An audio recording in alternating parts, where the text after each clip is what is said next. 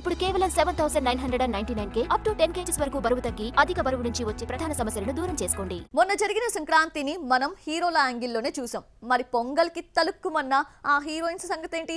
పొంగల్ సినిమాల్లో ఏ హీరోయిన్ ఎక్కువ మార్కులు కొట్టేసింది?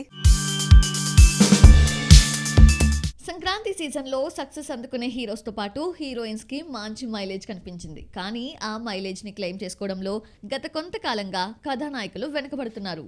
పండగకొచ్చిన 4 సినిమాల్లో పెద్ద హీరోస్ అంతా ఓ రేంజ్ లో పోటీ పడ్డారు. వీరి పుణ్యమా అంటూ హీరోయిన్స్ మధ్య వార్ నడిచింది. గుంటూరు కారం సినిమాతో సంక్రాంతి బాక్సాఫీస్ లో అడుగుపెట్టింది శ్రీలీల. అప్పటికే ఈమెకు చాలా క్రేజ్ వచ్చేసింది. అయితే ఆ క్రేజ్ ని గురూజీ మీనాక్షి చౌదరితో బీట్ చేయిస్తాడు అని అంతా అనుకున్నారు. కానీ శ్రీలీల క్రెడిట్ మొత్తం ఎత్తుకుపోయింది. ఆ మాటకొస్తే మహేష్ కంటే ఎక్కువ మైలేజే కొట్టేసింది.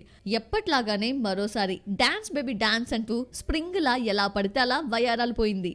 సైంధవ్లో ఎక్కువగా ఫోకస్ చేసింది శ్రద్ధా శ్రీనాథ్ పైనే. బట్ సినిమా అంతా వెంకటేష్ ఫ్లాష్ బ్యాక్ ఎపిసోడ్స్ ని తలుచుకోవడం, పాప గురించి బాధపడటంతోనే సరిపోయింది.